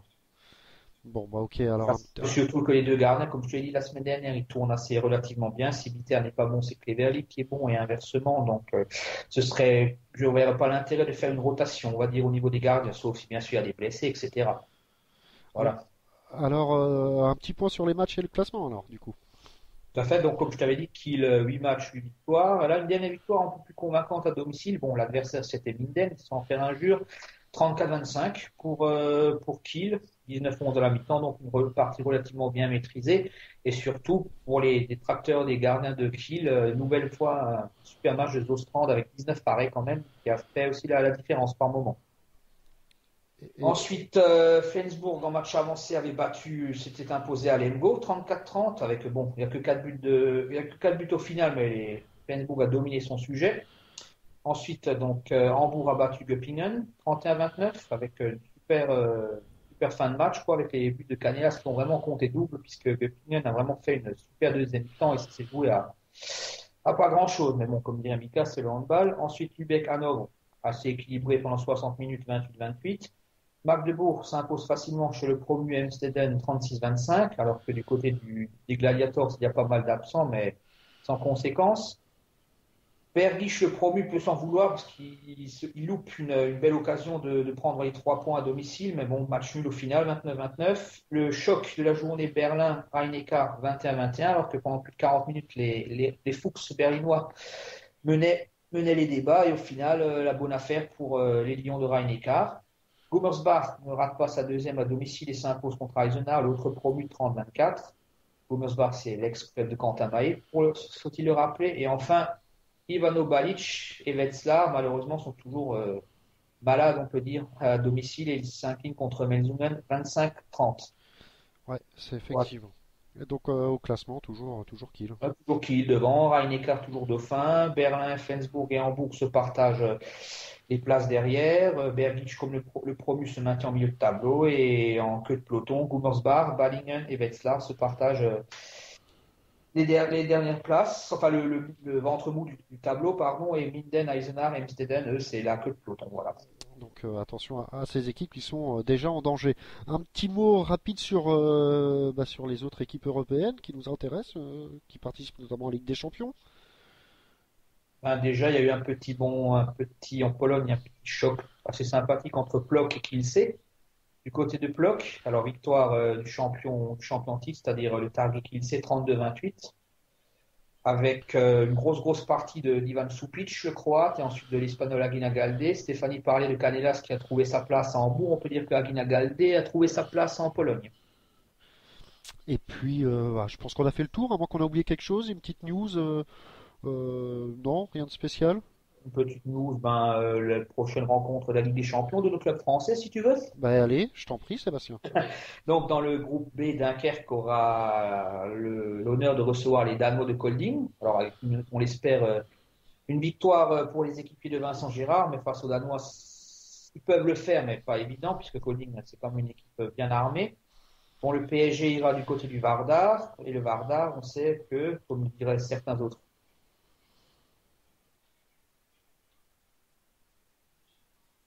entraîneurs monténégrins Ah, un petit souci. de la Ligue CA. En tout cas, pour l'instant, c'est son adjoint qui prend la succession et on parle de certains noms pour le remplacer. Voilà. Bon, bah écoute, on a été complet. Moi, juste avant, on va recevoir dans quelques minutes Sébastien Mongin. Il y a eu le tirage au sort de la Coupe de France. Alors, il y a pas mal d'équipes qui rentrent en lice, notamment la Pro D2. Il y a Chartres qui va jouer contre l'Étoile de Morne-à-l'Eau, une équipe de Guadeloupe. Et il y a Saint-Gratien Handball qui doit se déplacer à La Réunion alors pour affronter le Bénédicte Handball. Alors, Mika, comment ça se passe les équipes comme ça en Coupe de France vont se déplacer en Guadeloupe ou comment ça se passe? Pourquoi j'ai jamais eu cette chance, moi? Ben non, parce que là, tu vois, Saint-Gratien, donc Benoît Perabou, pour pas le citer, doit se déplacer à La Réunion pour affronter le JS Bénédictine Handball. C'est génial, c'est pour ça qu'on fait du sport aussi, c'est pour pouvoir vivre des trucs un peu qui sortent de l'ordinaire et moi j'ai pas eu la chance d'avoir ce genre de choses dans ma carrière et ça me plairait, même si c'est cher, même si ça coûte cher au club, que c'est un déplacement fatigant, c'est des super expériences. Et donc financièrement, le club prend en charge la totalité ou il y a peut-être une aide de la Fédé, il y a peut-être une partie qui est payée par le club qui reçoit. Je sais pas exactement comment ça se passe, mais il doit y avoir des arrangements. Donc pas mal, hein, si vous avez besoin, Benoît, de quelqu'un pour les transports. Moi, je veux bien partir en Réunion, c'est pas mal. Et Chartres, hein, l'Étoile de Morne-à-l'Eau, donc c'est une équipe de Guadeloupe qui va se déplacer du côté de Chartres. Donc voilà, le tirage au sort est plus que pas mal hein, pour Saint-Gratien qui va avoir c'est pas des vacances, mais bon, voilà, c'est des paysans et ça voit aussi un autre niveau. Une autre culture du handball du côté de la Réunion. Pareil, Mika, j'aurais voulu te poser une petite question. Tu sais que notre partenaire PK1 organise des stages de handball. Est-ce que toi, étant jeune, tu as fait des stages de handball? Non, j'ai pas eu cette chance. Par contre, mon père était prof de PS dans le collège où j'étais et ils avaient créé ce qu'on appelait une classe hand. Donc dès la 5e, j'avais 2 ou 3 heures de handball par semaine, en plus des entraînements de club. Donc, mais je pense que c'est bénéfique, très formateur, très sympa. C'est un peu une colonie de vacances avec le côté handball. Je pense que c'est vraiment quelque chose de sympa à faire quand on est enfant. Et Stéphanie, est-ce qu'elle est là? Nous a rejoint peut-être? Oui. Alors Stéphanie, est-ce que si tu as l'occasion de mettre tes enfants dans des stages handball, ça pourrait être sympa, non?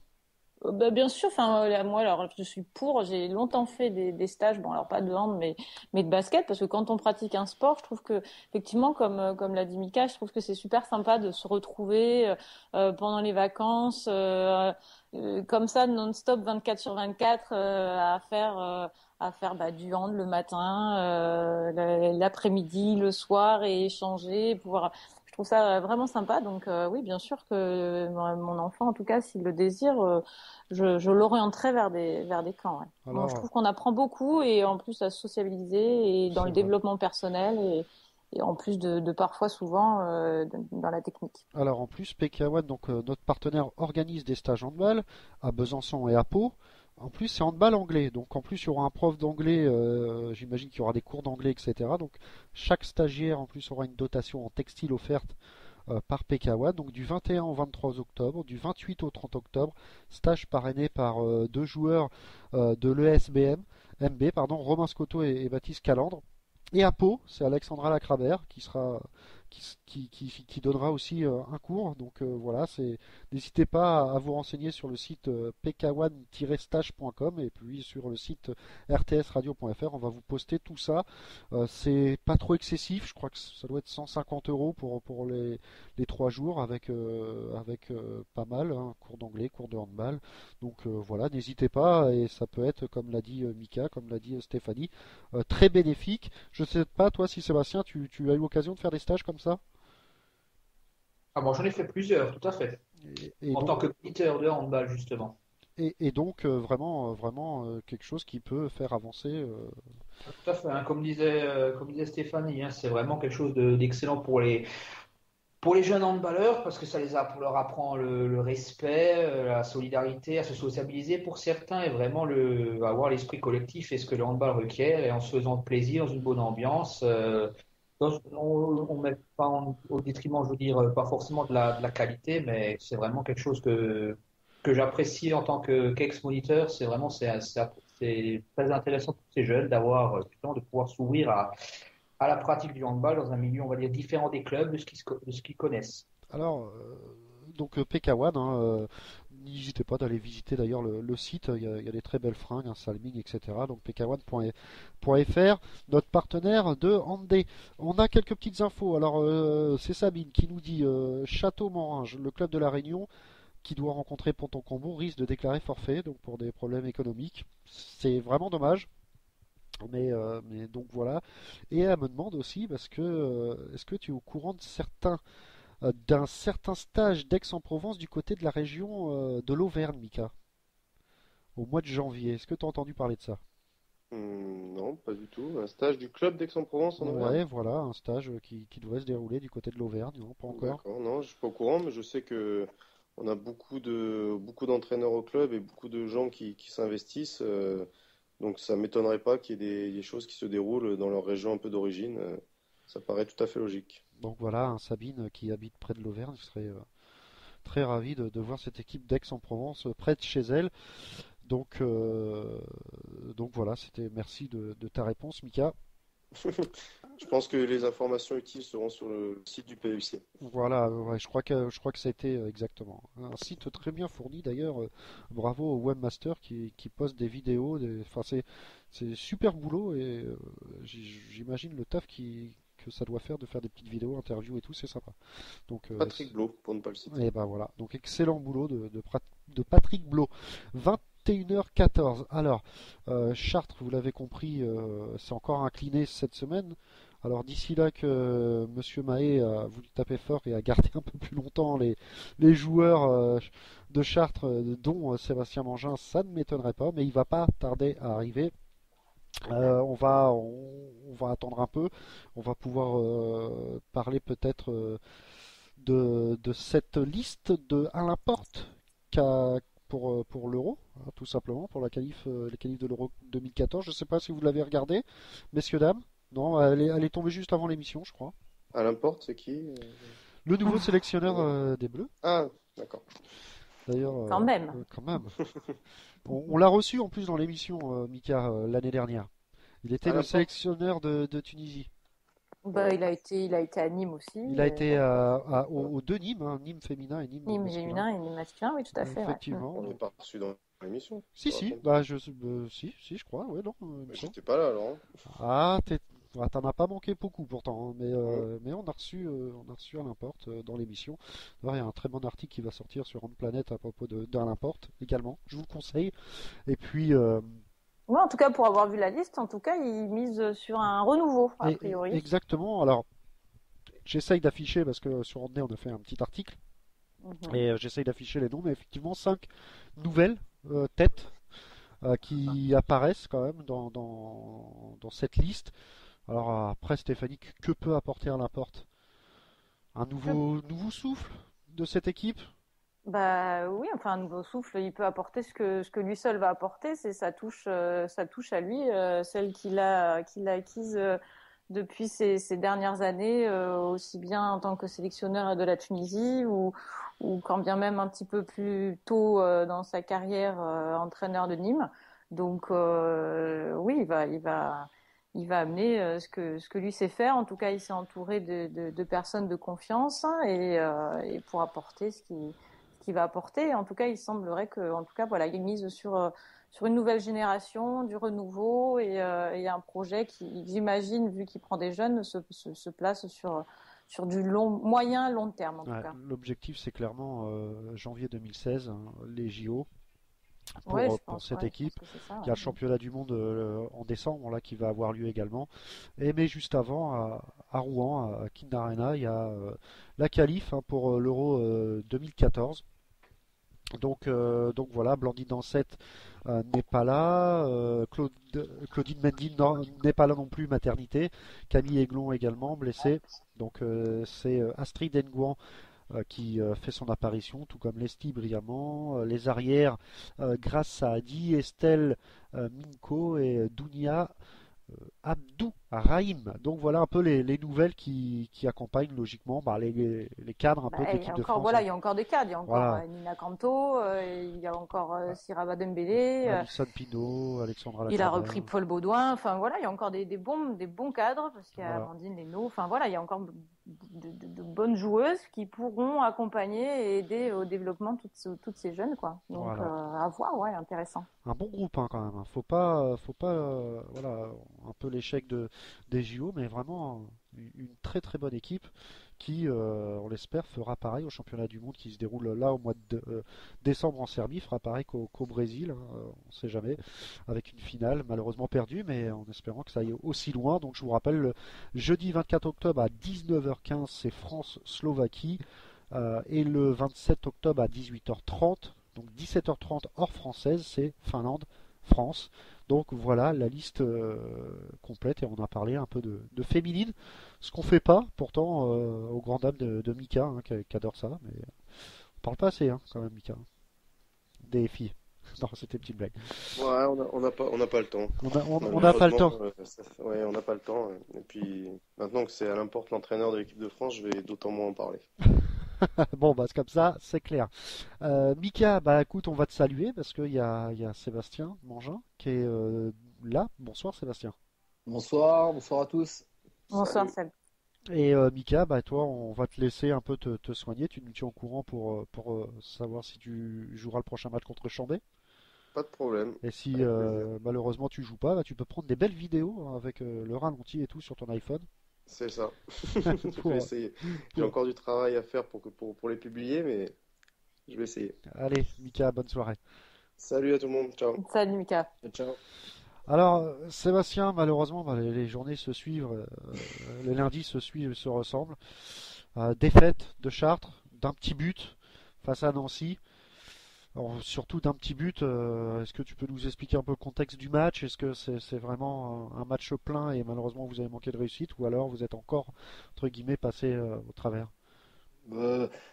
Bonjour, déjà, j'ai envie de dire que par rapport aux autres matchs, même par rapport au premier, c'est quand même si le niveau de jeu n'est pas encore celui qu'il devrait être, c'est quand même le match le plus abouti et le match où on a été le plus constant sur l'ensemble de la partie. Parce que contre Ponto Combo, on fait une première mi-temps énorme où on mène de 10 buts, et la deuxième mi-temps où on est à la ramasse, donc on la perd de 6. Donc voilà, alors que ce match-là, à la mi-temps, on est à 16-16 et on finit à 30-29. Donc même s'il y a une défaite au bout et que bien évidemment c'est pas un bon résultat, en tous les cas, au niveau du jeu, il y a quand même eu une amélioration par rapport à nos 2 dernières sorties. Et le niveau de jeu était plus constant. Je dis bien encore insuffisant, mais en tous les cas plus constant sur la partie. Le contexte du match, on fait une très bonne entame de match. On a notamment une balle de plus 5 aux alentours du quart d'heure. Et puis après, sur la fin de première mi-temps, ils reviennent, ils repassent devant et on arrive à égaliser à revenir au score, et il marque un dernier but pour égaliser à la mi-temps, 16-16. Et puis après, la deuxième mi-temps, c'est chassé-croisé entre les deux équipes. Et puis, une dernière action un peu litigieuse où on se fait sortir 2 minutes penalty. Et puis après, derrière, on n'arrive pas à égaliser sur la dernière action. Et du coup, ils partent avec les 3 points de la victoire. Alors, on n'a pas de nouvelles de Langue de Velours. Je te le dis tout de suite, Sébastien, on l'a invité à venir débattre tout simplement, hein, sans aucune langue de bois, et on n'a plus de nouvelles. Donc portée disparue, aucun message. Je m'attendais justement quand j'ai vu le Pourtant, résultat. justement, avec une défaite de plus, il aurait sûrement eu beaucoup de choses à dire, mais bon, tant pis, Mais non. c'est pas grave. Donc voilà. Donc voilà, malheureusement défaite. Prochain match pour Chartres. Ça va être, on va à Mulhouse, Ouf. donc là au moins. Mais justement, est-ce que c'est pas un bon moyen de se relancer, de taper, se prendre Mulhouse direct comme ça? Je sais pas, parce que vu le niveau de jeu qu'ils développent à l'heure actuelle, il y a une classe d'écart entre eux et nous. Ils sont clairement au-dessus parce qu'ils sont prêts déjà. Nous, on l'est pas encore, on n'est pas encore prêts. Donc, ça va être très compliqué. Ce qu'on s'attache à faire là depuis quelques semaines, c'est de compenser notre niveau de jeu, l'insuffisance du niveau de jeu par une combativité. On a vu ce soir à la vidéo qu'il nous manquait encore un petit peu quelques pourcentages, disons, de combativité supplémentaire pour compenser ce manque de réalisme. Et j'ai envie de dire qu'à Mulhouse, il va falloir rajouter quelques dizaines de pourcents pour arriver à compenser l'écart de niveau de jeu qu'il y a entre eux et nous à l'heure actuelle. Et puis essayer de se donner un peu d'air au classement pour essayer de travailler sereinement à l'entraînement, même si je vous dis, il n'y a pas le feu à la maison. Tout se passe bien dans le groupe. Heureusement, le groupe est sain. Ça travaille bien. Là, je veux dire, je sors de l'entraînement. Ça a encore été une séance pleine. Même si, bien évidemment, dans ces moments-là, c'est plus la soupe à la grimace parce que les séances vidéo sont dures à digérer quand on voit les lacunes, que ce soit collectives ou individuelles. Quand on se voit rater des shoots, tout ça, ça fait jamais plaisir. Ouais. Mais bon, voilà. Après, ça fait partie ça aussi, comme je disais la semaine dernière, un petit peu de ce que doit traverser un petit peu le sportif de haut niveau. Un petit manque de confiance collective, individuelle aussi. Les choses qui habituellement sont simples paraissent compliquées. Les petites côtes deviennent des montagnes. Mais je pense que c'est quand on sort de passages un petit peu compliqués comme ça, autant individuellement que collectivement, qu'on se construit et que justement on devient plus fort. Bon, on espère que ça ira mieux du côté de Chartres tout simplement pour le prochain match. On l'a dit contre Mulhouse. On en reparlera peut-être un peu plus tout à l'heure.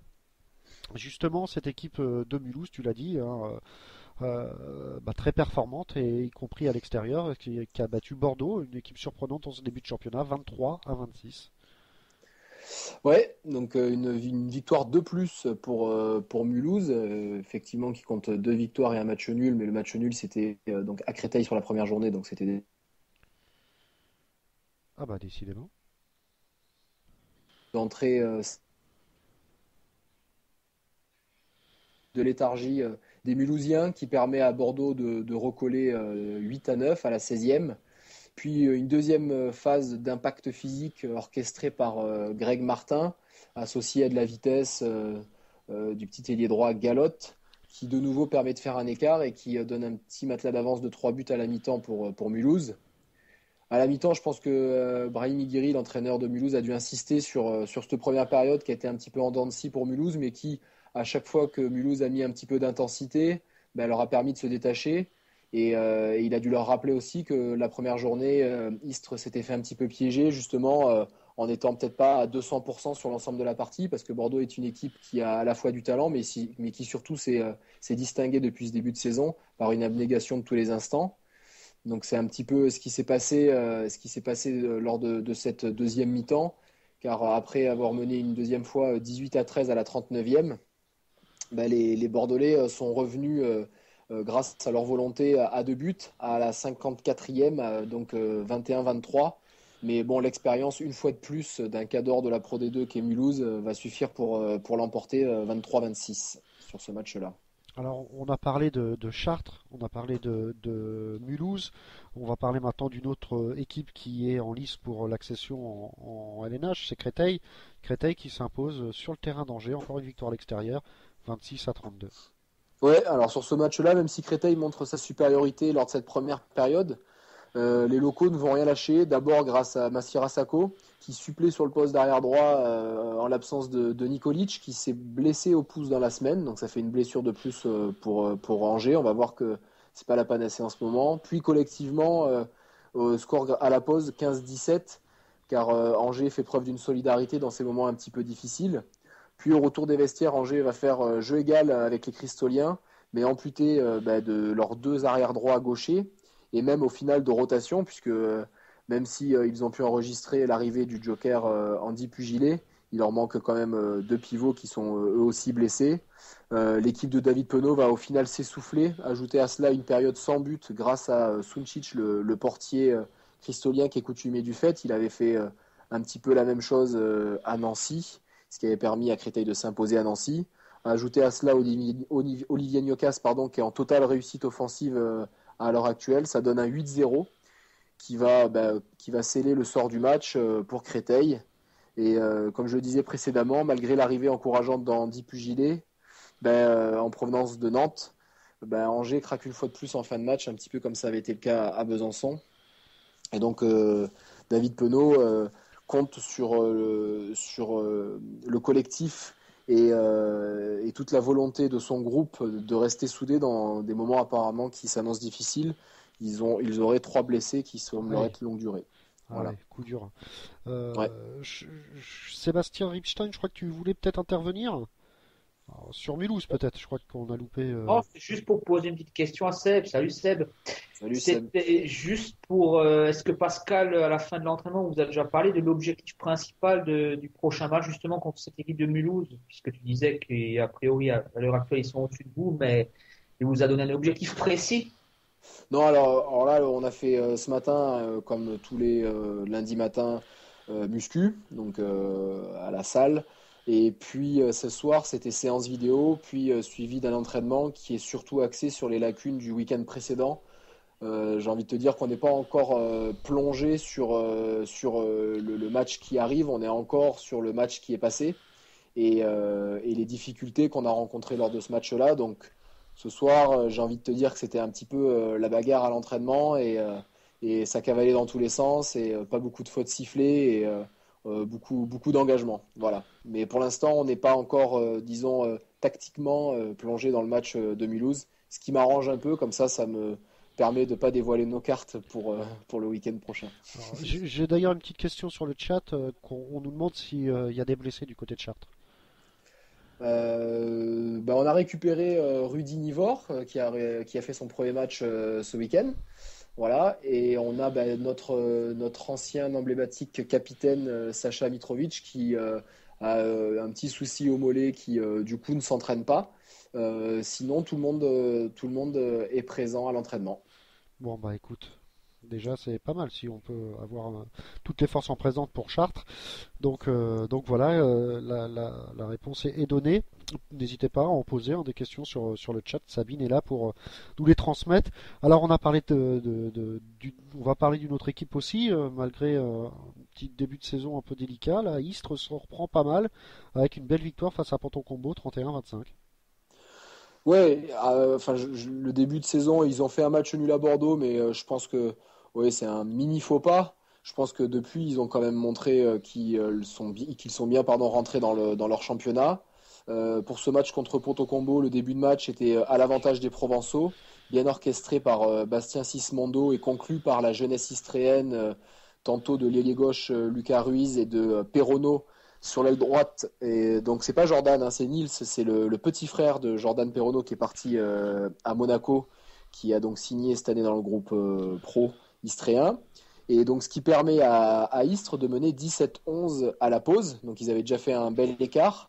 Et lors de cette première période, j'ai envie de dire que Istres a bien maîtrisé son sujet. Mais Ponto revient des vestiaires bien décidé à se rebeller, ce qu'ils vont faire grâce à Jalagnon, puis Gezen ou encore Aman. Et ils vont revenir à 3 unités sans que Istres ne marque un but, 17-14. Mais comme très souvent depuis le début de la saison, Istres peut compter sur son taulier et portier Alyosha Rezar, qui calme les velléités offensives des Franciliens, et du coup Istres reprend la main sur le match et s'impose, j'ai envie de dire, sans trop de difficultés, 31-25. Et donc voilà, 31-25 face à Ponto. Ma page vient de se perdre, mais je crois qu'il y a Massy qui fait un petit match nul, 24-24 contre Besançon. C'est ça, tu l'avais bien retenu. Donc match très serré entre deux prétendants au play-off pour cette saison et qui font un bon début de saison. Ils étaient côte à côte juste avant ce match-là. Donc on a en 3e position Besançon et en 4e position Massy, donc qui sont dans les clous sur leur objectif. C'est Besançon qui entre le mieux dans cette partie, bien aidé par une équipe francilienne étrangement amorphe en ce début de match. Heureusement, son portier, Jérémy Accard, est présent et ainsi permet à son équipe de rester au contact à la pause. 8-9. La seconde période est plus équilibrée dans le jeu, même si les locaux font un écart de 3 buts grâce à Junior Réau qui aura inscrit ses 8 buts en seconde période. Donc il devait roupiller un peu pendant la première. Et donc du coup on se retrouve 17-14 pour Massy à la 45e.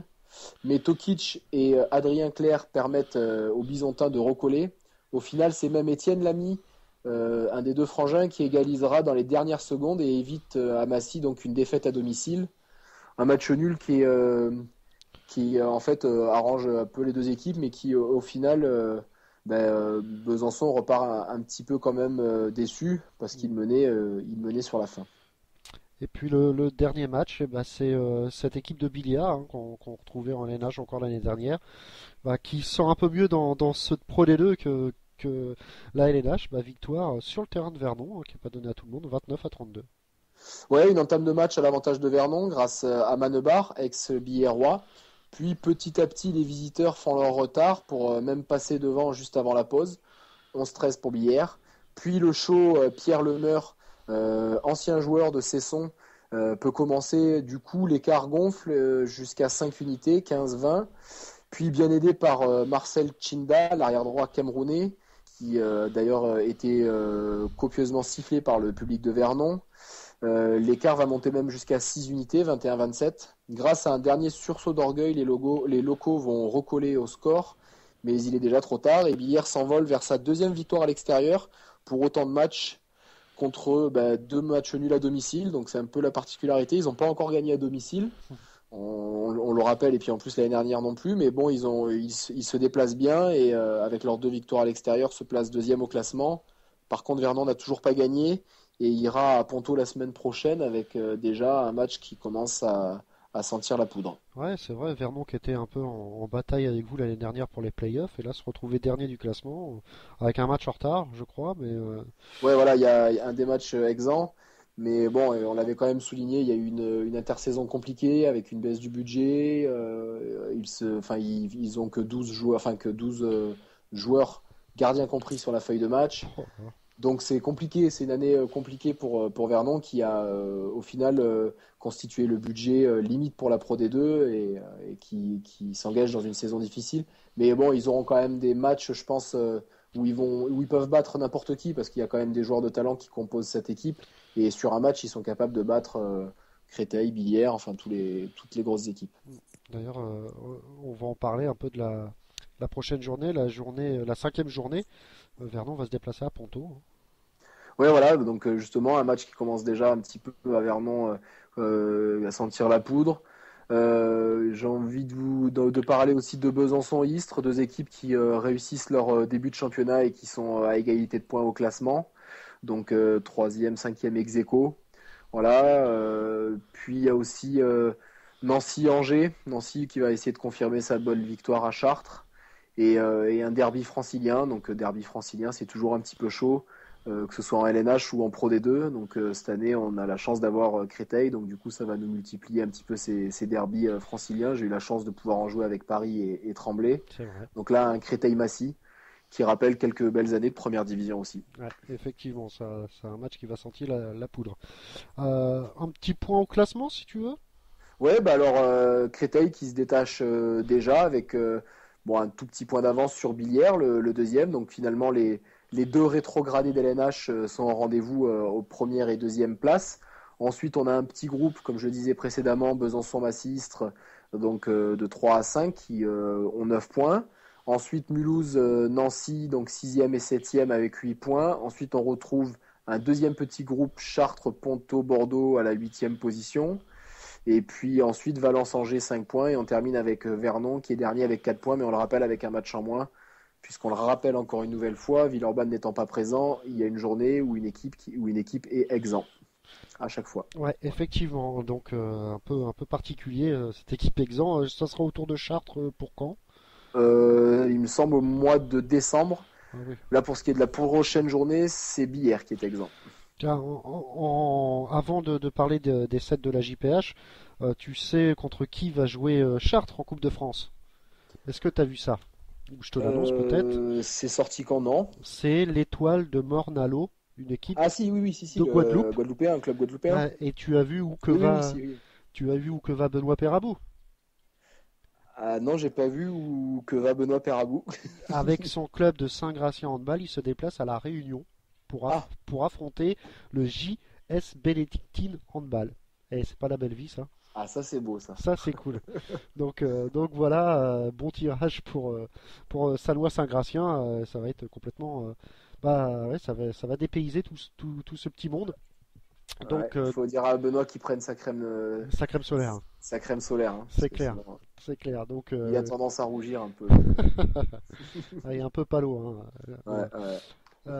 Allez, parlons de ce set de la GPH. Et puis, comme d'habitude, on va commencer par la Pro D2. Ouais, alors Junior Réau qui, comme je le disais précédemment, a inscrit ses 8 buts en seconde période, mais tout de même 8 buts. Donc sur le poste d'arrière gauche, le couteau suisse de Créteil, Olivier Gnocas, qui a inscrit 9 buts.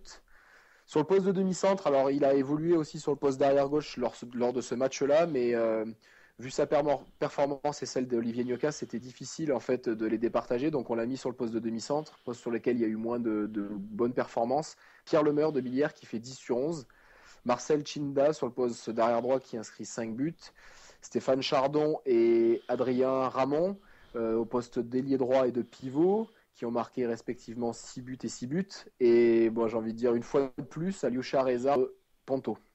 Et puis le set de la LNH. Le set de la LNH à l'aile gauche, Baptiste Buteau de Dunkerque, 7 sur 8 malgré la défaite contre Saint-Raphaël à domicile. Pavel Podziadlo de Célestat qui fait 8 sur 11 lors de la grosse victoire de Célestat à Tremblay. Morten Olsen de Saint-Raphaël qui est en train de truster un petit peu cette place de meilleur demi-centre de la semaine. Place qui était quand même souvent réservée à Edin Basic l'année dernière. Donc là, cette semaine, une fois de plus, Morten Olsen, 7 sur 11 de Saint-Raphaël. Jakob Vrankovic de Dijon, un jeune, qui est né en 93, un grand arrière-droit, qui a réalisé 5 sur 7 lors de la victoire de Dijon contre Aix 21-18. Dragan Gajic de Montpellier, 7 buts malgré la défaite, on l'a vu à la Halle Carpentier, c'était retransmis à la télé. Olivier Young, c'est la première fois, très bon défenseur, mais qui aussi s'exprime en attaque au poste de pivot, donc avec Célestat qui a fait 6 sur 8. Et enfin Ivan Gajic, donc c'est pas la même famille que l'ailier droit de Montpellier, mais donc le gardien de Tremblay qui, malgré la défaite de Tremblay, a permis quand même au club francilien de ne pas sombrer grâce à ses 22 arrêts. Alors, pour info, on a reçu Yacine Idrissi tout à l'heure. Sébastien, il a misé sur Olsen comme un des meilleurs joueurs de la LNH cette année. Hein. Donc, il a bien fait et, et je pense qu'il peut remettre un billet supplémentaire parce que moi je l'ai vu évoluer en Bundesliga déjà depuis 1 ou 2 saisons et c'est vraiment un très très bon joueur, j'ai envie de dire un serial buteur. Ouais, effectivement, donc encore un excellent joueur du côté de Saint-Raphaël. Et je pense qu'on a été complet sur l'ensemble des programmes et surtout des résultats de Pro D2, LNH, etc. Le temps pour moi de remercier par galanterie en premier Stéphanie Fernandez. Merci Stéphanie. Eh bien, merci à vous. À la semaine prochaine. À la semaine prochaine et puis on fera passer la petite question à l'aveugle de Yacine qui a oublié de nous la donner. Ouais. Donc on va faire ça et puis bonne semaine à toi Stéphanie puis à la semaine prochaine. Merci également, bonne soirée. Pareil, je vais remercier un des Sébastien. On va commencer par l'Alsacien, Sébastien Ripstein. Merci Sébastien de nous faire partager tes connaissances sur le handball européen. Merci, salut tout le monde, à la prochaine. Et puis Sébastien Mongin, merci également d'être à l'antenne malgré les résultats un peu mitigés de Chartres, toujours autant professionnel et ça c'est super sympa de ta part. Il y aura des jours meilleurs, on gagnera des matchs et comme je disais, malgré tout l'engagement et l'investissement qu'on a, il y a des choses plus graves dans la vie, donc il faut savoir relativiser aussi. Ouais, Et voilà, Bonne soirée à tous. Bonne soirée, on va rester sur ces super mots et je vous souhaite à tous une excellente soirée et restez à l'écoute toute la semaine sur Radio Talk and Sport.